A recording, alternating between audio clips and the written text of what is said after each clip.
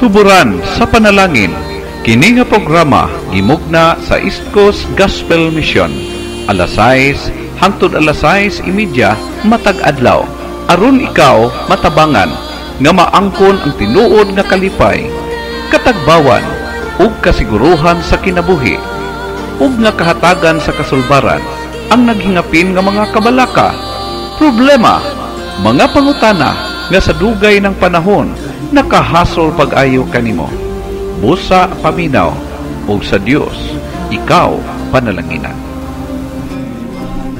Maayong adlaw sa tanan. Salamat sa Dios sa higayon na usab o oportunidad nga gihatag niya kanato makapadayon na usab karon sa ato ang buluhaton o samtang dili pa kita magasugod sa atong kabisihon ining adlaw karon, mas maayo gyud nga magadangop kita diha sa Ginoo pinaagi sa ampo paghimo sa atong devotional. O this time magatugyan kita diha sa Ginoo pinaagi sa pangamuyo. Kanimo o Dios kalabing gamahanan, once again nagapasalamat kami og hatag oportunidad nga imong gitugot kanamo karon. Ikaw o Dios among giila nga maoy tuburan ni ining tanan og sa tanang oportunidad nga mag-abot sa among kinabuhi from time to time, mga pribilehiyo o God amo kining gikalipay tungod kay ikaw matinumanon gyud sa among kinabuhi. Father God, nagapray ko sa imong pagpanalangin karon, especially sa tanan nga nagapaminaw karon diha sa ilang mga radyo kung asa naabot kini nga among signal Ginoo dinhi sa Baganga area, and even Father God sa tanan nga mga kahigalaan sa Facebook, tanan nga ka-connect ini nga Facebook page, and sa tanan usab nga possible nga maka-access nini sa YouTube Ginoo. I pray nga ikaw gid ang mga-bless ang imong pulong padayon nga magatudlo, magdasig og magapaabot kanamo sa mensahe sa buot nimong ipaabot kanamo Ginoo. Panalangini ang tanan nagapaminaw karon sa radio o sa Facebook og ang tanan nga maka-follow niini after Ginoo. This I pray in Jesus name. Amen. Salamat tungod kay ang ato nga Ginoo padayon gyud siya nga nagmatinumanon kanatong tanan og ang matag pribilehiyo nga gialaw niya kanato kini gayod lumalabay man lamang busa atong i-grab ang opportunity og ato siyang daygon pinaagi sa hatag usab sa ato nga jutay o gamay nga panahon para sa pamalandong diha kaniya. Ang ato nga coverage karon aniya kita chapter 6 verses 8 down to verse 15 down up to chapter 7. No? Di ba nato huruton pagbasa ang mga verses, pero importante kaayo nga makakuha kita og mga something no nga gikan sa pulong sa Ginoo. Nagahisgot kini about gospel spread despite of persecutions and martyrdom, no? Kung imong tan-aw higala ang progression sa persecution, nagakagrabe, pero despite of that ato makita kung paano ang Dios nagapamuhat diha sa kinabuhi sa mga Kristohanon or sa mga magtotoo nga nag-una kanato. O kung imong tan-aw higala nga kini nga mga persecutions or kini nga mga kababagan nga suppose pwede gud makapaundang makapabungkag sa bulaton, ato makita nga severe gud siya, no? Dili siya ordinary lang nga persecution ning lead ngadto sa kamatayon. Now pero bisan pa ni ana ato makita how powerful ang atong Ginoo despite ni ining tanan, no? So ato makita sa verse 8 atong mabasa din ingon, og si Esteban nga puno sa grasya og sa gahom nagbuhat og daghang mga katingalahan og mga ilhanan sa taliwala sa katawhan apan may nagpanindog sa pipila nga didto sa sinagoga nga ginganlag sinagoga sa mga libertino og sa mga taga-Cyrene og mga taga-Alejandria og ni adtong mga taga-Sicilia og sa taga-Asya nakiglantugi kang Esteban og wala sila makahimo sa pagdaog sa kinaadman og sa espiritu nga maila sa iyang gipamulong.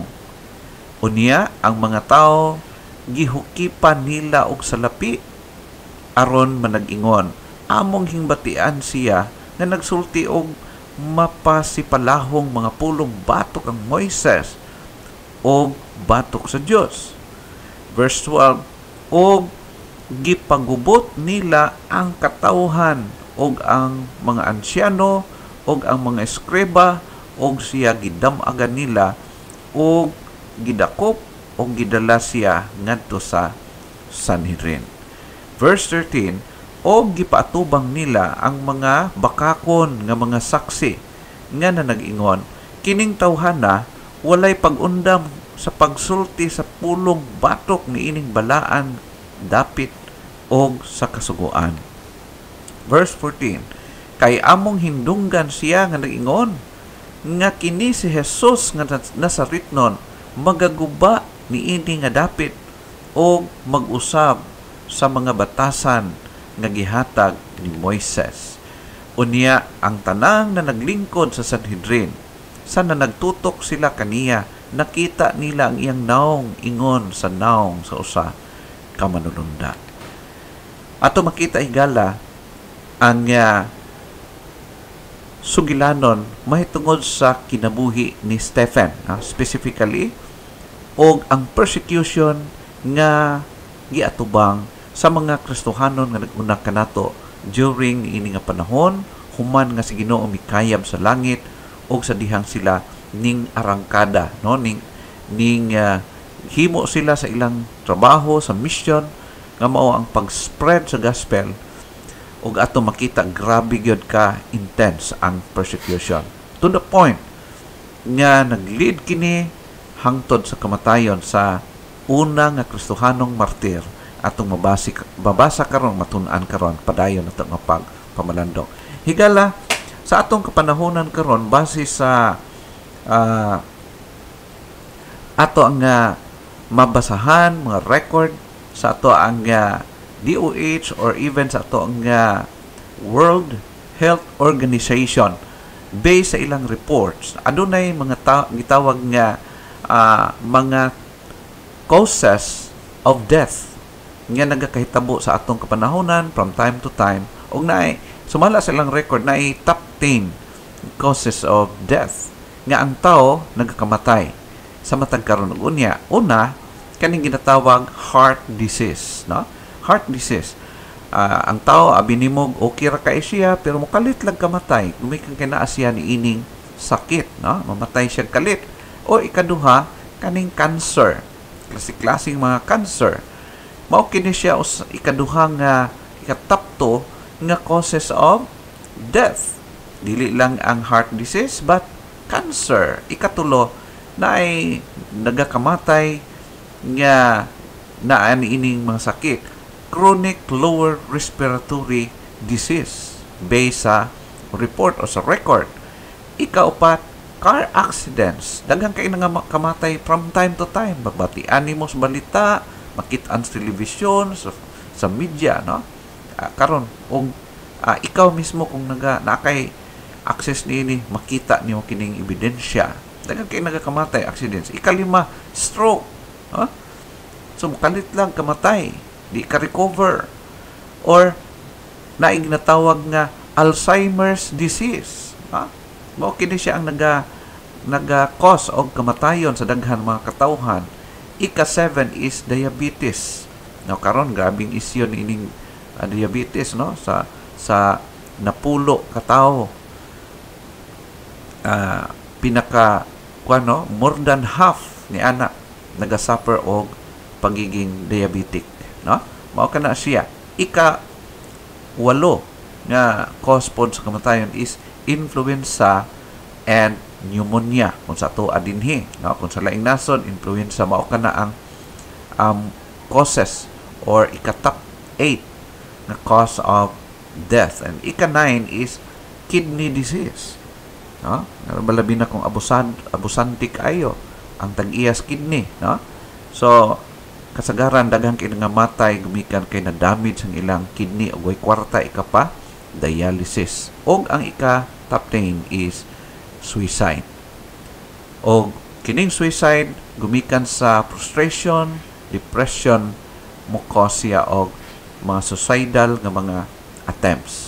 Now, mao kini siya ang top 10 nga makita nato from time to time mga hinungdan sa kamatayon. Ha? Pero daghan nga nagakamatay kung imong tan-aw ni Gala, maybe were dead in some reasons but not for God's cause. Pambihira lang kaayo ang namatay for the sake of God. Mao kana siya in reality. Kung na may mamatay, bihira lang kaayo yun, no? Pambihira lang. Talagsar yun kaayo. Now, higala, ang Diyos nagapadayat. No? That shows us people who engage the church sacred endeavor. Based sa atong nabasa karon, ipadayag sa Ginoo nga naapod gihapoy mga tao nga nag-engage sa trabaho sa Ginoo to the point nga nagakamatay sila for the sake of God's favor, no, o sa iyang glory. Now, atong kilalanon dinhi ang tao nga unag yung naka-undergo kamatayon gumikan sa iyang pagpakiglaban, sa iyang pagbuhat sa bulaton nga gibilin sa Dios, mao si Stephen. Kinsa man kini si Stephen? Si Stephen, he was one of the 7 deacons in the book of Acts. No, kung imong tan-awon sa previous, usa siya sa napili or na-appoint, na delegate nga mutabang sa pag-back up sa trabaho sa mga apostoles niini nga panahon. Unsa man klase siya nga pagkatao? He was a man of an honest report based sa naka-record. Ha? Usa siya katao nga maayong gyud siya og kanang dungog. Honest siya sa iyang pagkinabuhing Kristohanon, sa pagkinabuhi siya sa sosyudad. Makita na to ang iyang pagkamatinud-anon. According sa verse number 3, ingon siya dinibusa, mga igsuon, magapangita kamo diha kaninyo og 7 katao nga maayo og kadungganan, na honest report. Og ingon siya nga mga puno sa Espiritu Santo o sa kinaadban nga atong ikatudlo alang niining buluhatuna. Unsay ingon sa Proverbs chapter 22 verse 1, higala in the Old Testament, ingon siya dito, a good reputation and respect are worth much more than silver and gold. Wow. Now, sa atong kapanahonan karon higala, bihira kayo ang tao nga dili makambyoan ang iyahang dungog sa salapi o bahandi ning kalibutana. Pambihira lang kini higala. Usa ka kwalidad sa usa ka tao nga loyal diha sa Ginoo, nga dili gid basta-basta niya i-give up ang iyahang reputation, ang iyahang pag-ila sa Ginoo, ang loyalty diha sa Ginoo for something. Mao kana siya ato makita igala even sa bahandi ning kalibutana. Si Stephen, he was a diligent and faithful in the given office. Mao na ato makita in summary sa iyang kinabuhi. Gihatag sa iyaha ang trust o hangtod yun na matay siya, iyang gipakita how faithful he was diha sa Ginoo. Ikaduha, usa siya katao nga full of the Holy Spirit, puno sa balaang espiritu. Og mao po na ang ginasulti ni Apostol Pablo dito sa Ephesians 5 verse 18, no? Si Stephen, usa sa 7 deacons nga full of spirit. Ingon siya puno sa Espiritu Santo. No? Dili lang siya nga maayo og reputasyon, honest siya, maay siya dungog siyang palibot, but puno siya sa Espiritu Santo. Og mao po na ingon ni Apostol Pablo alang sa Kristohanon sa Episo, and be not drunk with wine, wherein is excess, but be filled with the Spirit. Challenge of panambago ni Apostol Pablo alang sa Kristohanon. Instead nga maghugoy-hugoy, instead nga magpapadlong sa pagkinabuhi, instead ma-filled ka sa wine, dapat ma-filled ka sa Holy Spirit. Okay? Maging controlled ka sa Holy Spirit. Ikatulo, he was a man of godly wisdom. Nakaposes siya og Diyos nun nga kinaadman. Kabalo siya how to apply the scriptural truth. Daghan mga tao sa atong kapanahunan, bright kaayo, grabe kay theology, grabe kay laglom kay kinaadman, pero ang problema is paano na-apply sa kinabuhi. Maayo magsulti, pero in reality, in practice, wala, dili mag-coincide. Ang iyang learning, ang iyang nabalaan sa Bible, wala ma-apply, wala di makita diha sa iyang kinabuhi. Unsa ingon sa pulong sa Ginoo nga si Stephen usa sa 7 deacon nga na-qualify niini nga maong qualification, puno sa kinaadman. Dili lang siya maayong kadungganan, puno sa Espiritu Santo, puno pod siya sa kinaadman. Sumala pa sa record. Godly wisdom is far more different from having an earthly one.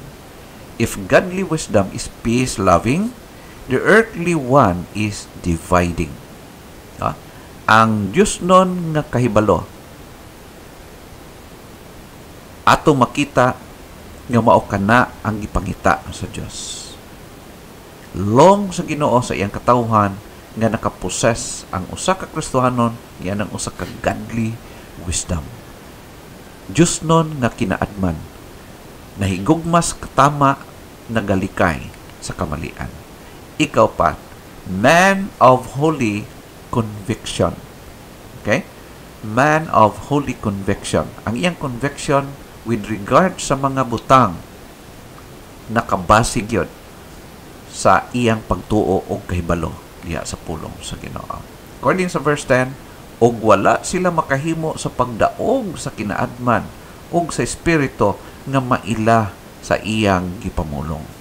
Ato makita kung unsa iyang claim, unsa iyang ginasulti, mauman ang iyang itindugan. Unlike sa daghan ng mga Jewish preachers and teachers during this time, nga ang ilahang claim wala mo coincide sa ilang kinabuhi.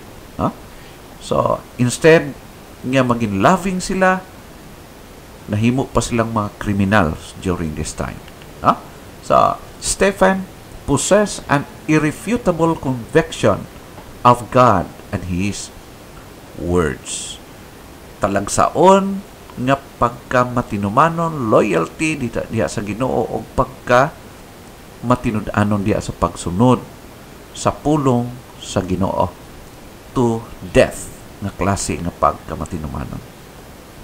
Siya pod gitawag siya o full of faith and power. Puno siya sa pagtuo o gahom nga gikan sa balaan espiritu. According to verse 8, and Stephen, full of faith and power, did great wonder and miracles among the people.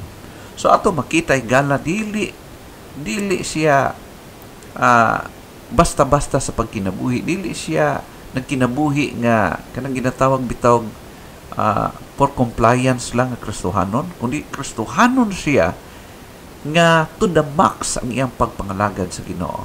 Gihitugyan buong-buo ang iyang kinabuhi diha sa Ginoo. Not only nagapossess siya ginatawag og saving faith, but serving faith and witnessing faith. Dili lang siya naluwas sa pagtuo diha kay Kristo, kundi ang iyang nga pagtuo willing to serve, willing to sacrifice for the cause of God, and willing to witness by spreading the gospel bisan paggrabe nga mga persecutions. Mao kining quality na makita nato sa life ni Stephen as recorded dinhi sa book of Acts. Now, ang iyang pagbarog, ang iyang loyalty diya sa Ginoo ning hatod kaniya ngadto sa iyahang nga kamatayon. Stephen's martyrdom, kung imong tan-aw ni gala, una makita nato based sa atong mga nabasa, they were unable to defeat him in debate.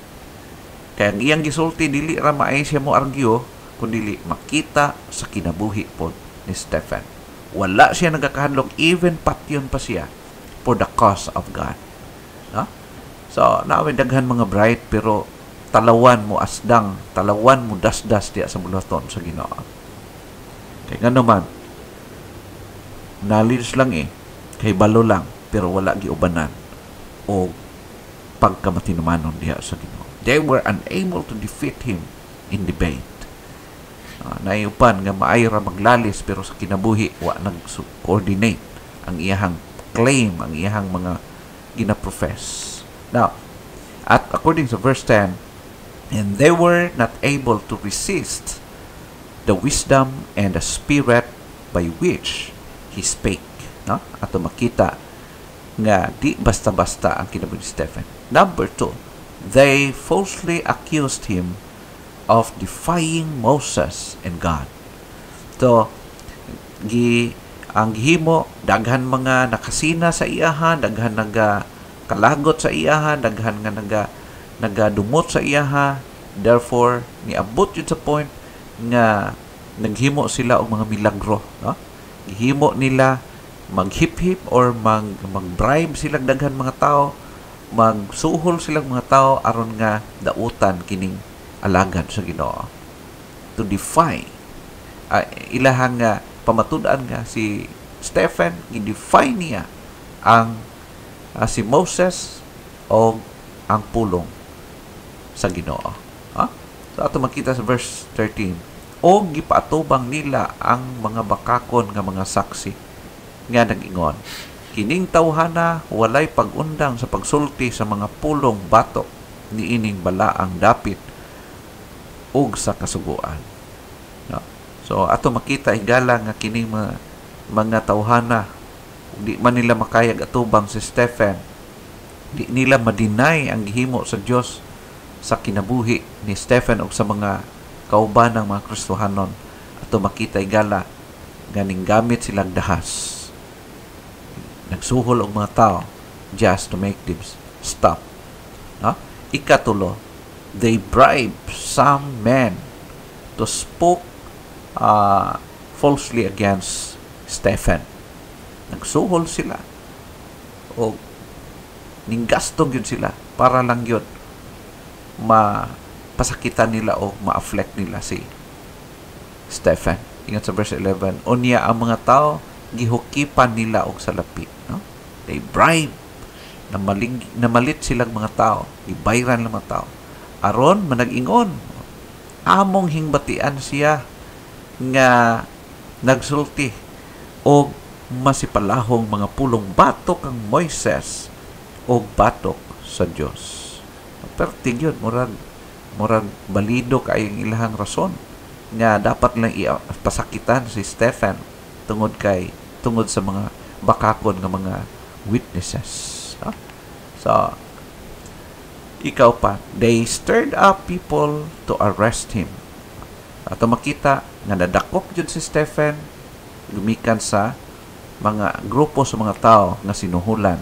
In verse 54 sa chapter 7, og sa pagkadungog nila ni ining mga butanga nangasamad ang ilang mga kasing-kasing og mingkagot ang ilang mga ngipon batok kaniya. Of course, sa dihang gipatubang na si Stephen sa Sanhedrin, dili malikayan nga mo reason out siya, mo depensa siya sa iyahang ginahimo kay nakabalo siya nga wala siya gihimo nga kamalian, gihimo niya ang tama. Og that's why kung imong tan-aw ni gala sa dihang naghatag siya sa dihang daghan mga argumento, mga pamatuod about kang Jesus Christ, ato makita sa previous mga verses kung imong basahon kini nga chapter 7 gala, makita nimo nga ang point sa iyahang nga mga explanation ning come up gyud nga ang nagpatay kang Ginoong Hesus mao ang mga skriba o mga parisiyo, ang mga tao nga maong yapon ang nag-accuse kanila during this time, mo'y ilang kalaban. So therefore pertin sukuan gyud samot nila o to the point na gusto nilang mapatay or masilutan kini si Stephen. Ika-5, nagmalampuson ang ilahang dautan ng mga naraw. Gialaw sa Ginoo nga mapatay si Stephen. They stoned Stephen to death. Based on chapter 7 verse 54 down to verse 60 kung tanaw ninyo higala sa inyong mga Bible. At terrible kayo ang na-experience ni Stephen, pero God glorifying experience. Ato makita higala nga ingon sa verse 59, o gibato nila si Esteban nga nagasangpit sa Ginoo o nagaingon, Ginoong Jesus, dawata ang akong espiritu. Sa dihang gibato na siya, itabangan na siya og bunog, wa gyud siya laing na ater. Ginoo, dawata ang akong espiritu. O ingon sa verse 60, og sa miluhod siya misinggit sa makusog nga tingog, Ginoo, dili mo sila pagsangatan ni ining nasala, og sa nakasulti ni ini nahikatulog siya. Wow! Praise the Lord. Hallelujah. Higala, makita nimo ang heart ni Stephen na wala gyud siya bahid nga pagdumot. Ang iyahang kasakit wala gyud mo hantong balos siya og something. Instead, willfully gi-give up ni ang kinabuhi according sa kabubuton sa Ginoo, o gidawat niya ang grabe nga pag-antos, grabe nga pag-afflict sa iya for the glory of God. Higala, mao kini ang grabe gyud nga record sa kinabuhi ni Stephen kung paano niya gipakamatyan ang trabaho nga gi-entrust sa Ginoo kaniya. Ibuhat niya hangtod napatay siya. Stephen, a spirit-filled believer, beholds the glory of God and the seated Savior standing to receive him as the first martyr sa church. That's why nga up to this day, makbasa gid nimo nga ang first yun nga napatay nga Kristohanon for the cause of God was Stephen. Usa ka ordinary nga Kristohanon nga gi-appoint, gi-delegate sa usa ka office, one of the 7 deacons nga gipatay sa mga kalaban for the sake of Christ.